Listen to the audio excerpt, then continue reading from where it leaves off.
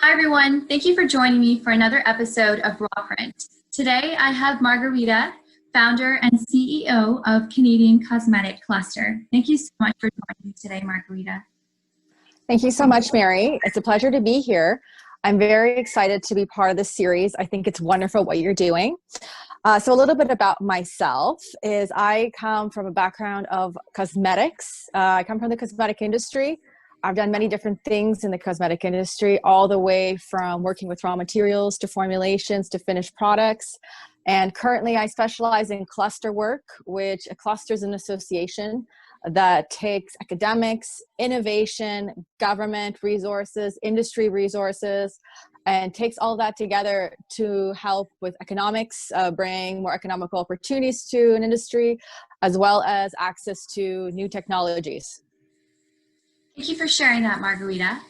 I would also like to guide the conversation toward your story and your background, because I feel like these series really are meant to put forward the stories and of women who've gone through incredible circumstances and to show our society that there are not stopping points. If you could share a brief history about your experience in the shelter and the system that you went through. Yes, and I think it's really important to know, because the more you share about, experiences of being in a shelter and situations like that with each other, the more support it goes for women who are currently in the system.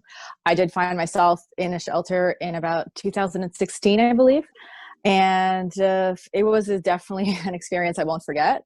I was there for about a month and a half, and during this time, I really got to see how the shelter system works, how the criminal and legal proceeding systems works, because a lot of the women that are in these shelters, they have to go through many different, either they're dealing with children's aid, they're dealing with courts, they're trying to get their life started over. And it's very important that these places are full of professionals that are there to help support.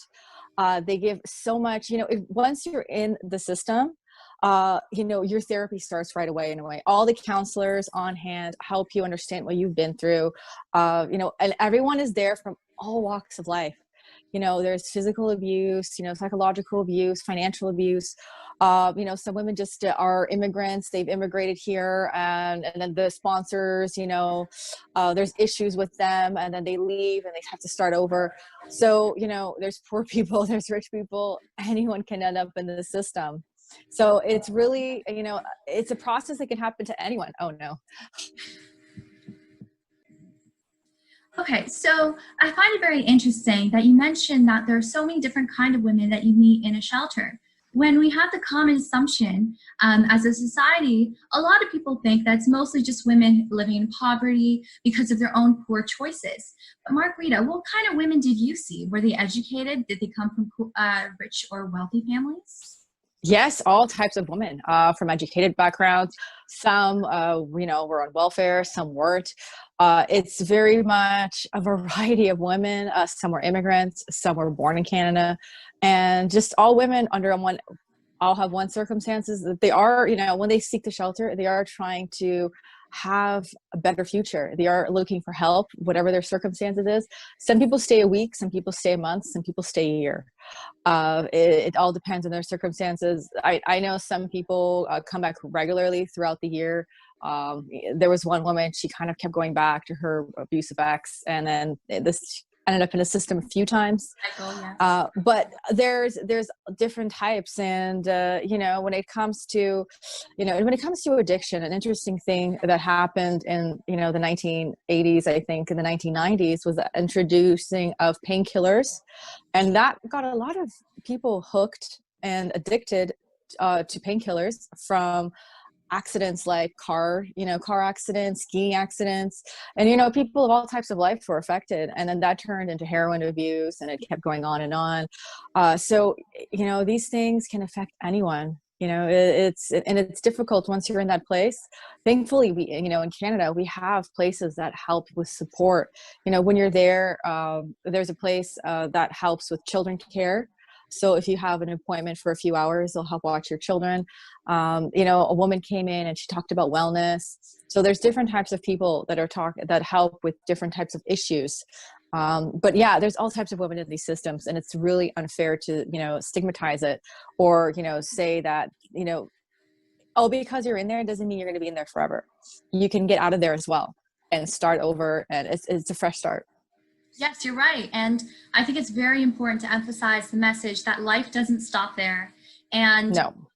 generalize all women who are living in shelters, because we don't know their stories, we don't know their backgrounds, and it's unfair to them that we don't give them a chance in terms of perspectives and attitudes towards their lives. Margarita, can you tell me a story about either a woman you met or your own a special experience that you had in the shelter system that really changed your mind about how the system works and what you were going through? Well, I mean, I saw a lot. I saw a lot of things in the shelter system and throughout, I thought a lot of it really came down to the legal system and how these things are processed, how the police gets involved, when a woman leaves her home, and the way that it is something that you're told not to be a victim, to treat yourself, and that's the important of beauty is, I saw women that started putting in a lot of effort into their appearance and start taking care of themselves. They had more confidence and they would appear better in court, in front of potential job employers, getting an apartment. So that's why it is important, as with your love boxes, that idea that providing women with self-care. And I've seen women go through that. I myself, like the minute you start putting in, you feel better about yourself. When you're walking into, a potential even lawyer's office for whatever reason, if you look nice and dress nice, you're going to come off better because you're going to be, more confident and have a stronger case that way. It's unfortunate, but, appearances do matter. That's one thing that I saw. And that's one thing that I was told kind of constantly is, present yourself in the best light possible. And it's not always fair. And, we're in a British common law system, which can appear outdated in many cases because, a lot of people don't understand how the legal system works. First of all, if you're having, let's say, an abuse criminal case, for example, women who have left their abusive partners and they file a police charge, that is something that a lot of people don't understand, is that it is not you versus the person, it's the crown versus the person. So it's a system that it's not like in the movies, and it's not like it's not like the American system that we most commonly refer to. Unfortunately, we have a completely different legal system. It's not always fair. It's about the circumstances that are presented, and this can be very difficult for women to see and understand, because they don't have any except giving their statement, they don't have any part of the actual process themselves. So Yes. they have no control over it. So they feel helpless. Right. I believe that self-care really gives women control, right? It gives them power over the little things that that people consider secondary, such as makeup, skincare, or personal hygiene needs. When we talk about Yes, everything that's going through the pandemic, the women who are living in shelters or on the streets are especially vulnerable because they don't think about all this stuff. For them, what's important is to find their next meal. So when exactly. these tools, then it's really a game changer, because now they start to focus more on themselves and rediscover their self-worth. And again, with presenting yourself, it's really just for your own success. Because if you don't, unfortunately, like you said, if you don't appear to be at the same status or as worthy as your opponents, if you're in the court system, then you might be criticized and seen differently. And you might have different stereotypes associated with you. Can you tell me, since you've been through the court system, what can we change to make it more easier, or to make it more flexible towards the situations that women enter it with? Well, unfortunately, one of the major things that the problem is they took a good idea and they kind of ran with it the wrong way. About, I guess, 10 years ago, before, women had always the advantage no matter what in court. And then a lobbyist group overchanged that. And now it's considered equal men and women's rights.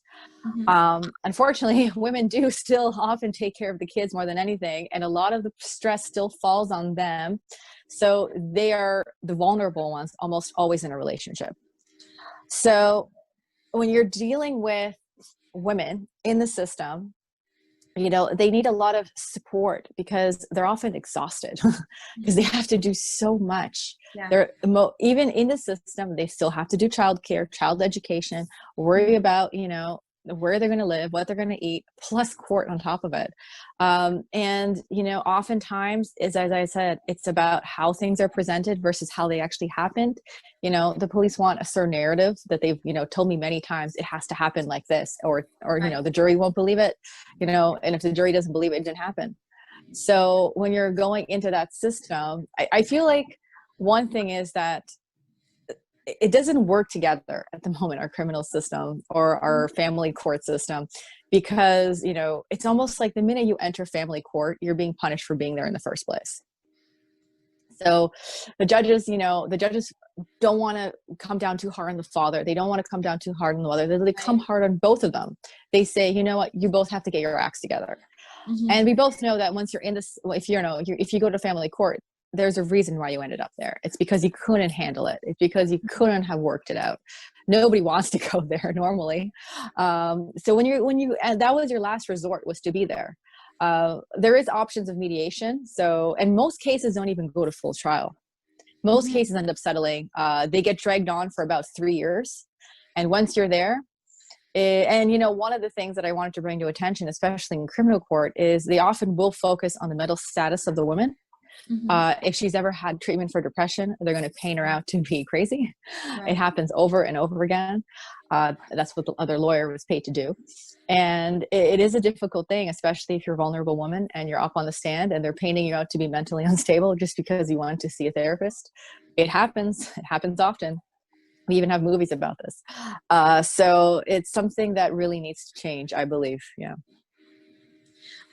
Now I want to transition into our recent Me Too movement. And I know you have a lot to say about it, because when we talk about all the different celebrities who came up to talk about their situations, several went through court, some exposed the stories that they kept secret for many years. How do you think this movement could have been more expansive and inclusive to include women who were in the shelter system or in the court system and didn't really get the opportunity to become part of this movement because of what they went through? Yeah, they were not included in the movement.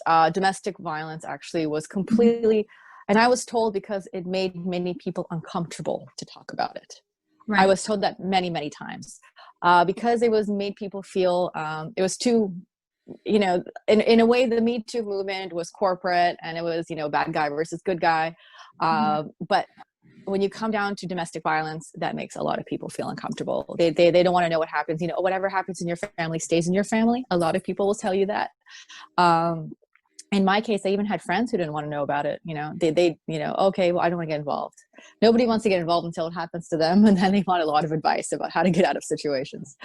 But on the other side, a lot of people don't want to think that that could be them because it could happen to anyone.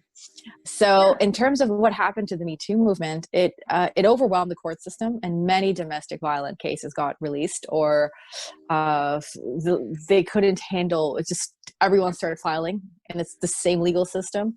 And there was, nobody really talked about domestic violence or what happens to women, and they got very much overlooked. And these are the women who, it wasn't, this wasn't a work situation. This was their life. This was their everyday life. And a lot of the times it was a lot more violent, and a lot had, it affected their children and affected their futures. And the fact that this got overlooked and it never made it to the media. Can you imagine how many celebrities have violence? But that doesn't get talked about. It's not easy to make it commercial the way that the Me Too movement was. At the end of the day, certain politicians got behind it, certain celebrities got behind it. And, but this is the stuff that can get really messy, I was told. And this wouldn't ever work, because I reached out to quite a few, because there were because I was actually going through the court system at the same time. And I just felt that I needed answers and I didn't get any. And, it's actually really difficult to get representation, even if you feel like you've been taken advantage of in the system. You get standard advice. It wasn't as glamorized. Also, this mostly happened in the United States. I know we had one or two very popular cases here that, again, did not lead to a conviction or didn't even fully make it to trial. Just shows you that I believe only 2% actually make it to trial. They will arrest you very quickly for suspicion, but it often doesn't lead anywhere, which is important to know, that because somebody gets arrested doesn't mean that it's going to actually proceed anywhere. But it's still important to understand that the women at home are really the ones. There was a cartoon actually for COVID where there was, I'm trying to remember the exact situation, but the man was saying, I feel trapped because I can't go inside. And the woman with the child huddling in the bathroom, obviously to show that she was abused. She was always feeling like this. Right. And those women, during COVID, the amount of violence at home went up because all of a sudden men were home, they were frustrated. And who do they take that on their spouse? Yeah. So you said a lot of great points over here. And if we begin with the COVID-19 situation, I think it has put the general public into the shoes of women who regularly feel trapped. Like quarantine and isolation were a normal before the pandemic happened. It's something that they were accustomed to, and it wasn't, it wasn't addressed. And domestic violence is very uncomfortable. It's not normal. It's not glamorized like the Me Too movement. And it's very difficult to speak about it because who knows, maybe the people who don't want to listen to you are maybe going through the same thing and really don't want to, I found that a lot. Yeah. I found a lot. It just hits too close to home. So I rather shut it off.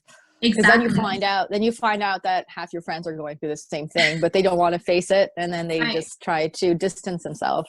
So, it can happen to everyone. And, that's why it's important to talk about it, because I feel like it does help, because even if they're not ready, at least they hear the messages, and then maybe when they are ready, you're there for them. But you cannot force people to get help. And I never advocate myself to, I'm not going to save anyone. I'm just going to offer advice. And when they're ready, they can do it themselves. Yeah. What we really try to do at the foundation is that we realize this issue, and we open up on our healing circles a platform where women can just, without judgments, talk about their situations with life coaches and lawyers. And even though if a woman doesn't want to get help, if someone's listening to this right now and they don't want to join a program, they don't want to go to a foundation and really talk about this, I think even just speaking to someone who's close within your network or even a stranger and letting them know what you're going through can be relieving a burden in itself. Because you never know the kind of paths that open up when you really speak about your story. Maybe the problem isn't as big as you think it is. Maybe you do have an escape route that you weren't thinking of before. It's just a way of letting it go and, speaking about it, making it normal for regular people to come out and know that people are ready to listen to them is very, very important. And thank you for bringing that up. And I hope that anyone watching this episode right now who's staying silent decides to speak up and join someplace or even get in touch with someone to talk about domestic violence. It's very uncomfortable, but I guess nothing worth having ever came easy. And no, it's 100%. Nothing ever came easy. Yeah. I would like to talk about self-care. We both belong to the cosmetic industry, but we are very closely tied to makeup, skincare, because we understand their importance. Whether you are in a tough situation or even in your normal life, we know how important it is for all women. What do you think is the psychology behind makeup products and cosmetics? Why are they so important for the general female population? I think they're important for the general female population because, for myself, I've always been drawn to the fact that when I had my dark moments in my relationship, at least I had control over how I look, and you can brighten your day with some lipstick. And, even now, when I'm having a hard time, I just, sprinkle perfume on, doesn't matter if it's 12 p.m. at 6 a.m., video calls. I find myself using a lot of fragrance. It just lifts your, because fragrance is a really strong psychological. Out of all the cosmetic products, I would say fragrance is number one. In Canada, we have a very strange relationship with fragrance because it's kind of been demonized over the media. But in general, fragrance is amazing because it's a very strong psychological, we sense something, this takes us back to a memory, which can be very healing. It could be a very, it could be a way of connecting to a time when you felt safe and happy. So I think that's a great thing about the scent aspect. Colors, color therapy, right? There's a reason we have color therapy. Certain colors we associate with happiness, with calm, with being energized. So, nobody, we should make a psychological palette, on your days you wear this kind of eyeliner. That's a good development project. Very true. But I think it's true. It's and I think a lot of companies Yeah. they do work towards this, right? Right. They do work You have it towards in mind. Mhm. yeah, this way. Especially, I think they've always targeted. Um, I think people who needed to express themselves because maybe they couldn't in other areas of life. Yeah, I like that word, expression and nurturing and healing. I think they all come together very nicely when you describe the cosmetic industry. Everyone's looking for an outlet, right? Whether it's an escape from a relationship or just artistically, maybe.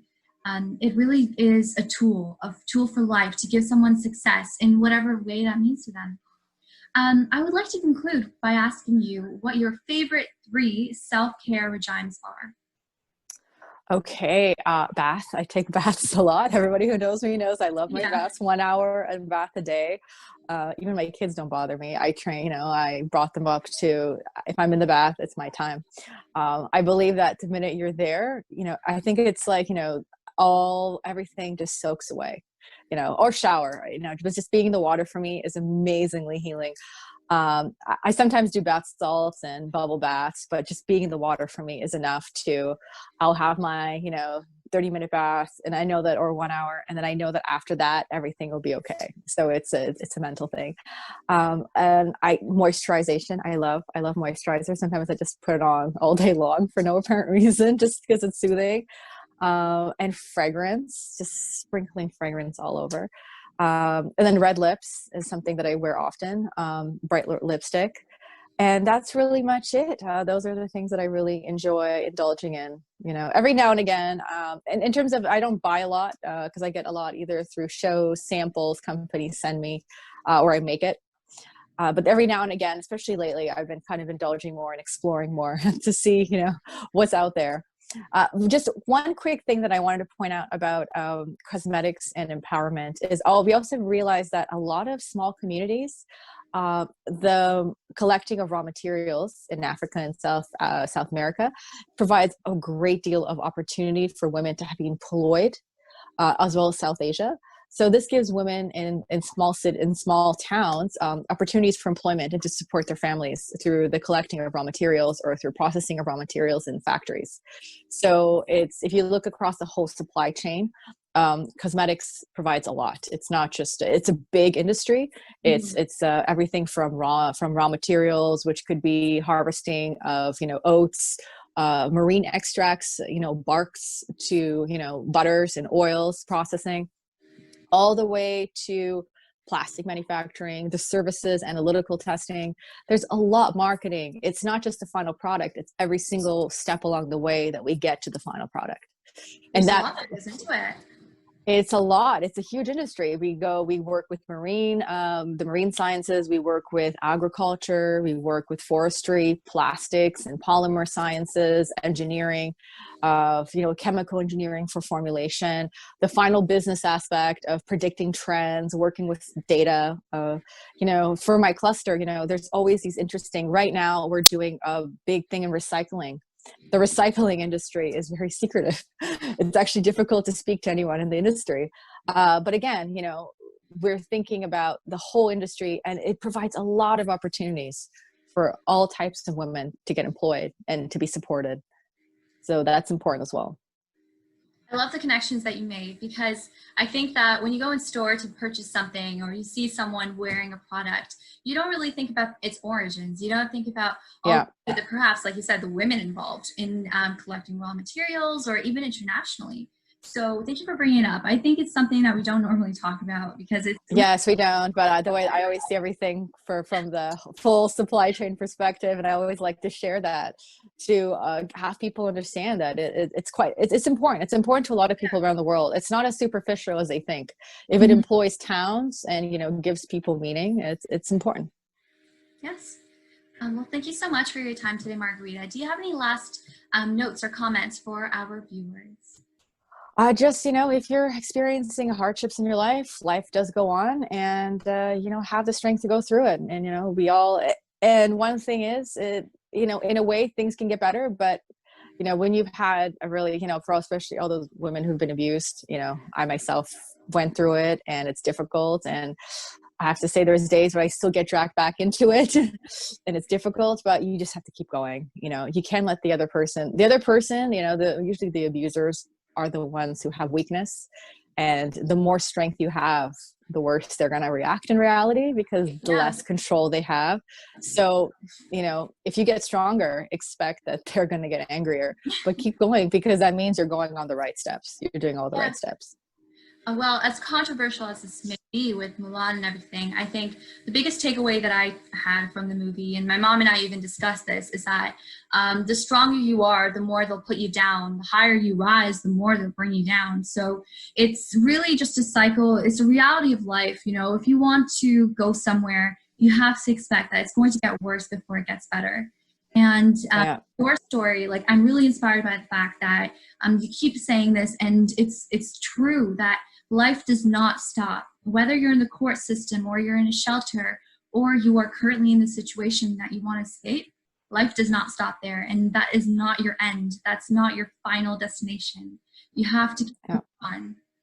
Yeah, it's important, because for myself, I remember right before I was in the shelter system, I was actually in Paris for my first cosmetic show ever, and it was exciting. And then that happened to me, and I didn't stop what I was doing. And a year later, I actually went back to Paris, and I've been going back ever since. Even this year, I managed to keep going. Yeah, yeah. Thank you so much for sharing your stories and experiences.